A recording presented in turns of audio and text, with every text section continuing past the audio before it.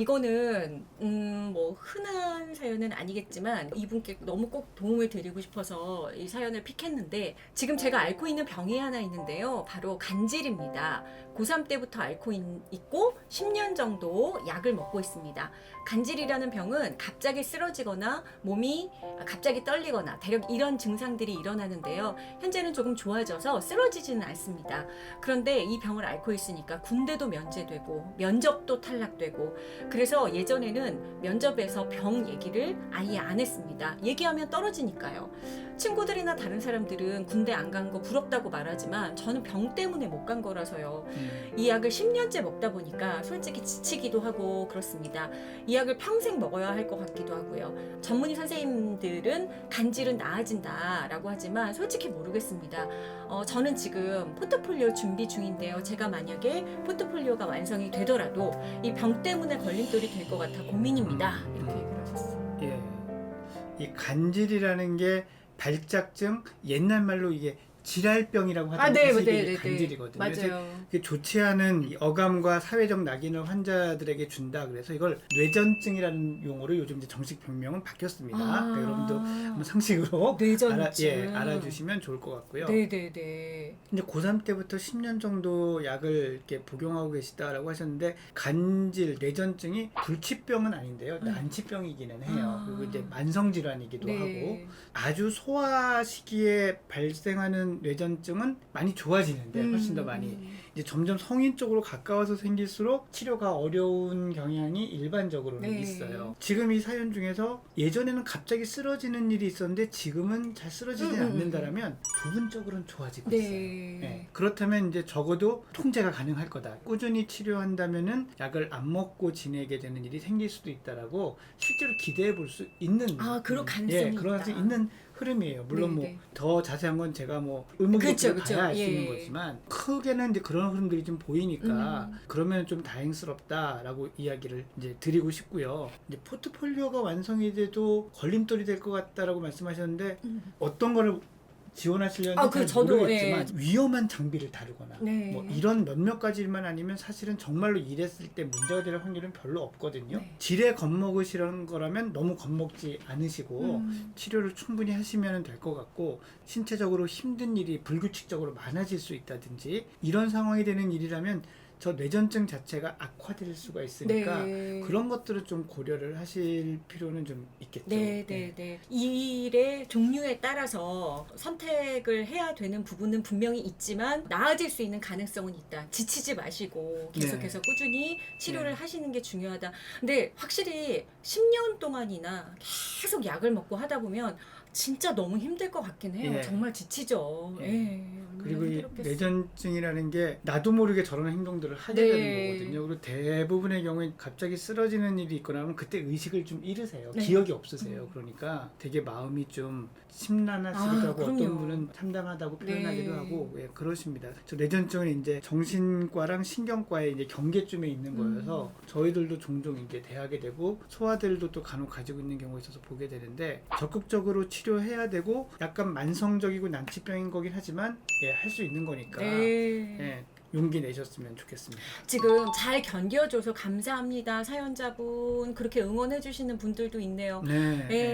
진짜로 제일 중요한 시기인 고3 때부터 발병이 돼서 본인도 굉장히 힘들었을 거고, 우리는 그렇게 얘기는 하잖아요. 포기하지 말고 계속해서 입사 뭐 지원서 내고 뭐 이렇게. 근데 몇 번 그런 걸로 면접 때 탈락하고 이런 경험을 하다 보면 본인도 나는 이것 때문에 안 되는구나 라는 생각으로 탁 이렇게 포기하게 되는 그런 경우도 있을 수밖에 없을 것 같아요. 그리고 정말로 면접을 하는 과정에서 저런 병력을 밝히는 게 옳으냐, 뭐 창피한 거 아니니까 감추지 말아야 된다라고 말은 할 수 있지만 진짜 말할 수 있는 사람이 있을까라는 게 이제 이 사회적 현실인 거고, 지금 이 방송을 보시는 여러분께도 제가 좀 꼭 부탁드리고 싶은 건, 이런 병을 가지고 어려움을 가지신 분들이 사회에서 이 문턱이 없이 생활하려면 그분들을 바라보는 다른 분들의 시선이 되게 중요해요. 맞아요. 즉 일을 하고 있는데 갑자기 이런 증상이 생겨서 이런 모습을 보였고 병원에 잠깐 갔다 오고 했을 때 뭐야 막 이러고 이렇게 수근수근 또는 좀 멀리한 이런 네. 모습이 보이게 되면 정말 더 갈 곳이 없어지거든요. 그쵸. 그러니까 이런 분들을 돕는 게 저와 같은 어떤 의료인 또 이 신경 정신 질환을 다루는 전문가도 해야 될 일이지만 정말 여러분들도 같이 도와주셔야 되는 네. 일이라는 말씀도 꼭 좀 드리고 싶습니다. 네. 예. 우리부터. 예. 네. 지금 이거 사연 주신 분 계속 지금 좋아지고 있는 중간이라고 하니까 포기하지 말고 지치지 말고 계속해서 치료 좀 잘 하셨으면 좋겠고요. 그리고 물론 저희가 괜찮아질 거예요. 또는 금방 입사할 수 있을 거예요. 이런 말씀을 드리지는 못해요. 근데 분명히 또 그런 어떤 편견이 없는 채로 받아줄 수 있는 곳도 분명히 있지 않을까 생각이 되니까 포기하지 말고 힘내서 잘 갔으면 좋겠습니다. 네. 응원하겠습니다. 네, 이번 사연도 병과 관련된 얘기거든요. 올해 대학교 졸업을 앞두고 있는 24살 대학생입니다. 저는 1차성 하지 림프 부종이라는 병이 있습니다. 원인을 알 수 없이 병을 가지고 태어났대요. 저 같은 경우는 한쪽 다리만 심하게 붓기 때문에 옷에 제약도 많고 병원을 늦게 간 바람에 완치는 불가합니다. 문제는 직업입니다. 오래 앉아 있거나 오래 서 있거나 이렇게 한 자세로 오랫동안 있게 되면 상태가 많이 안 좋아져요. 집에서도 기계로 자가 치료하느라고 누워 있는 시간도 많고 잠잘 때는 압박 붕대를 하고 평소에도 항상 의료용 압박 스타킹을 신어요. 자가 치료하느라 까먹는 시간도 꽤 되는 것 같고요. 저는 사서가 되고 싶어서 관련과로 대학을 진학했는데 의사 선생님께서 맞아요. 제일 안 좋은 직업으로 요리사, 사서를 말씀하시더라고요. 결국 4학년이 돼서 도서관에 실습을 나가게 됐는데 사서에 대한 미련이 없어지질 않아요. 한 자세로 오랫동안 있지 않는 직업이 뭐가 있지? 동시에 그런 직업들 중에서 내가 좋아하는 분야가 뭐지? 그런 걸 찾기 위해서 얼마나 시간이 걸릴까? 너무 오래 걸리면 어쩌지? 이런 걱정을 하고 계시는 거예요. 저는 빨리 정신적으로 경제적으로 독립을 하고 싶은 상황이거든요. 근데 완치 불가인 병이라는 걸 알았을 때 플러스 그럼요. 우울증까지 걸리셨고 1년 동안 병원을 다니면서 약을 먹었어요. 하지만 지금 많이 좋아져 있는 상태인데 그런데 또 방향을 잃고 할 일을 못 찾고 그러다가 다시 또 우울증에 빠지고 가족들 눈치 보고 그런 상황이 반복될까봐 걱정입니다. 라고 하셨어요. 네.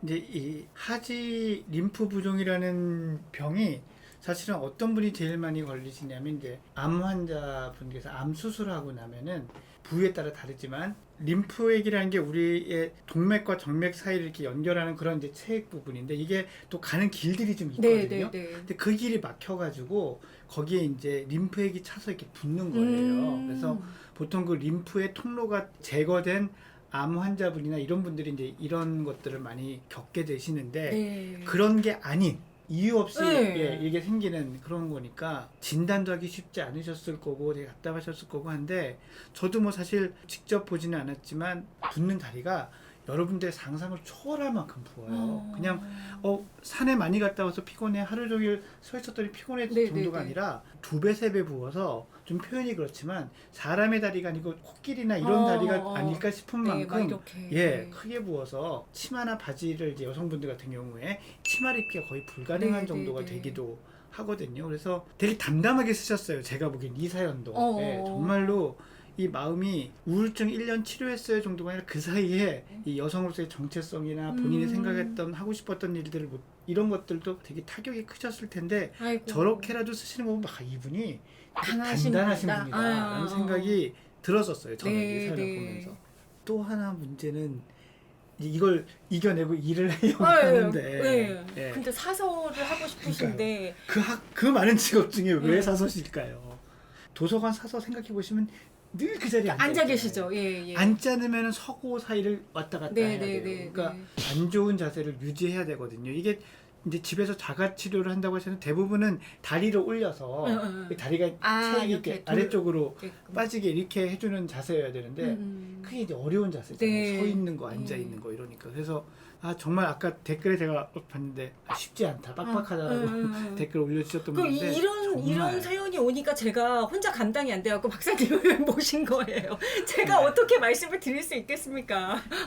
그러면 이제 현재 주어진 저희한테 알려주신 거 가지고 뭔가의 어떤 도움이 되는 것을 생각을 해보자면 이분께는 필요한 게 뭐라고 생각을 하냐면 약간의 창의성이 필요해요. 네. 유연성이 필요합니다. 제 클리닉에서 학생들을 만나서 많이 상담할 때 주로 하는 얘기가 이제 뭘 하면 좋을지 모르겠어요. 네, 하고 싶은 게 잘 없어요. 네. 또 그중에 이제 이게 하고 싶은데 성적이 안 돼요. 뭐 이런 경우도 하고 있잖아요. 싶은 게 별로 없어요 중에 한 명이 또 일주였잖아요.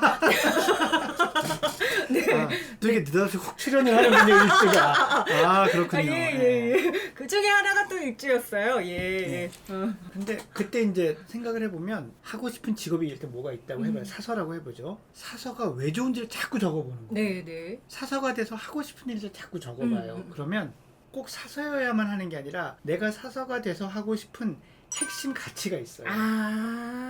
이게 어떤 경우에는 다른 사람한테 내가 갖고 있는 걸 나눠주고 싶은 일일 수도 있고 다른 사람이 뭔가 찾지 못한 걸 잘 찾아주고 싶은 거일 수도 있고 분명히 사연 주신 분이 실습까지 나가서 맞더라라는 게 그냥 사서일 그 자체 오롯이 그 일만은 아닐 거거든요. 거기에 가장 나를 끌고 땡긴 게 있어요. 1단계는 그걸 찾아야 되고 2단계는 사서를 하면서 이거를 최소한만이라도 할 수 있는 방법이 없을까를 생각하거나 사서가 아니지만 이와 가장 비슷한 게 무엇일까를 생각하는 게 그 다음으로 하실 일이거든요. 그래서 요즘에는 뭐 AI 시대고 뭐 4차 산업혁명 시대라 그래서 기존의 직업이 많이 없어지기도 하지만 새로운 직업들이 생기고도 있어요. 예, 맞아요. 그러니까 공통된 속성을 가지고 있는 일들이 뭐가 있을까를 열린 마음으로 개방적인 마음을 갖고 찾아보시기를 바라고요.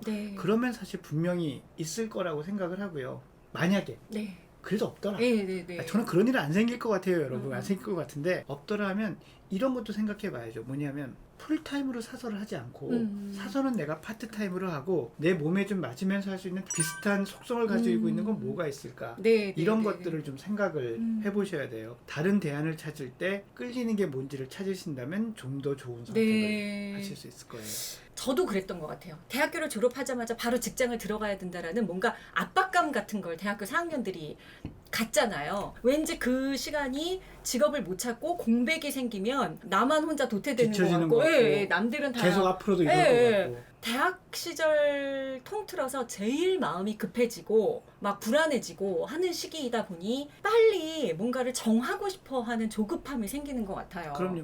오죽하면 고산병보다 더 심한 게 대사병이라는 말이 예전부터 있었거든요. 그래서 빨리 뭔가를 정하고 싶다. 그 다음에 플러스 제가 느끼기에는 집에서 지금 독립하고 싶어 하는 이런 마음들 그런 게 아니었으면 조금 더 천천히 여유를 갖고 찾았을 텐데 뭔가 조급하게 지금 환경적으로 나는 독립을 하고 싶다. 이 마음이 좀 강해서 빨리빨리 하려고 하는 것 같아요. 그러니까 저는 이렇게도 생각해 보시기를 권해요. 차라리 정말 독립이 나한테 있어서 되게 지금 중요한 과업이라면 웬만큼 맞고 감당할 수 있는 일로 먼저 독립하세요. 일단. 그리고 이걸 찾는 것을 게을리하지 않는 거예요. 계속 그렇게 하다 보면 이게 운명 같기도 하게 기회가 오기도 하거든요. 근데 또 머릿속에 기억하고 있지 않으면 그게 스쳐 지나가요. 그 스쳐 지나가는 거를 놓쳐서 나중에 후회하는 얘기를 또 저는 직업적 특성상 자주 듣거든요. 그러니까 처음에 시작이 조금 방향이 다르더라도 그게 결국은 다른 길로 가는 게 아니다라는 것도 말씀드리고 싶습니다. 그러게요. 사실 저도 원래는 아나운서가 되고 싶었는데 이게 좀 안 되는 것 같아. 그래서 그걸 포기하고 있다가 우연히 게임 캐스터가 된 거거든요. 이걸 일부러 막 그걸 막 찾으러 다니고 막 이렇게 했다기보다 아까 말씀하신 것처럼 내가 생각하지 못한 어떤 기회로 인해서 이게 인연이 닿고 또 새로운 일을 하게 되고 그러더라고요. 너무 급하게 생각 안 하면 좋을 것 같아요. 너무 급하게 생각하지 마시고 약간 개방적으로 창의성을 좀 한 스푼 넣으셔서 생각을 해보실 수 있기를 바랍니다. 근데 마음이 급해지고 쫓길수록 점점 시야가 좁아져서 또 그런데 정말 응원 많이 드리고 싶어요. 그리고 저는 한 가지 더 사서를 안 돼라고 하니까 더 이게 하고 싶어지는 사람의 심리도 좀 있는 것 같아요. 뭐 그럴 수도 있죠. 그럴 수도 있는데 꼭 그 사서를 해야 돼 이렇게 생각하면 시야가 좁아져요. 직업보다 중요한 건 건강이라는 생각이 들거든요. 약간 미련 이런 것들을 그냥 버리라고 하면 이게 버려지나? 안 버려지죠. 다른 걸 찾으면서 이게 원래 그런 거잖아요. 다른 사람이 누군가 좋아지면 옛사랑이 잊혀지고 이런 것처럼 내가 새로운 길을 찾으면 아마 이 사서에 대한 미련도 조금씩 사라지고 그래지지 않을까. 자기가 진짜 좋아하던 가치랑 공유되는 게 많으면 많을수록 그 선택에 대해서 만족도가 높아지거든요. 나중에는 내가 이 일을 하고 싶어서 사서를 원했구나라는 날이 분명히 올 수 있습니다. 이건 네. 제가 괜히 위로 드리려고 드리는 말씀이 아니라 또 그렇게 가는 사람들을 많이 만나고 같이 그 여정을 가는 입장이니까 좀 나름은 경험에서 오는 말씀 드리고 싶습니다. 네. 예. 힘내세요. 화이팅, 화이팅입니다. 지금까지 어떠세요? 내용들은 쉽지는 않죠. 예, 쉽지는 않고 사실 정선 캐스터가 저한테 이거를 이제 청해 오시면서 근데 사연들의 답이 없어요 이렇게 얘기를 하셨었어요. 그래서 제가 네, 그때 이제 또 나름 그 오만한 마음에 답이 없는 사연이 어디서 있으면 다 있지 하고 봤는데 오 정말 없는 거예요. 네. 예, 그래서 뚜렷한 답이 필요한 게 아니라 좀 짚어볼 게 뭔지 이런 것들을 작은 거라도 좀 도와드려야 되겠다라는 마음으로 나왔고요. 고생하고 아파하는 청춘들이 많으신데 예, 이런 기회로 조금이라도 좀 도와드릴 수 있다면 그것도 정말 좋은 일이겠다 이런 생각이 들었어요. 예. 저희가 굉장히 막 무거운 분위기로 막 이렇게 말씀 안 드리는 이유는 여러분들의 사연이 가벼워서가 아닙니다. 절대. 우리가 같이 막 되게 너무 막 이렇게 침울해져가지고 막 그럴 필요는 없다고 생각해요. 네. 예. 그러니까 절대 여러분의 사연을 가볍게 저희가 생각하고 얘기하는 건 아니에요. 다만 응원하시는 분들도 그렇고 박사님도 그렇고 저도 그렇고 응원하는 마음을 그래 힘내 이거보다는 힘내 괜찮아 할 수 있어 이런 마음으로 드리는 거라는 거 이해하셨으면 좋겠어요.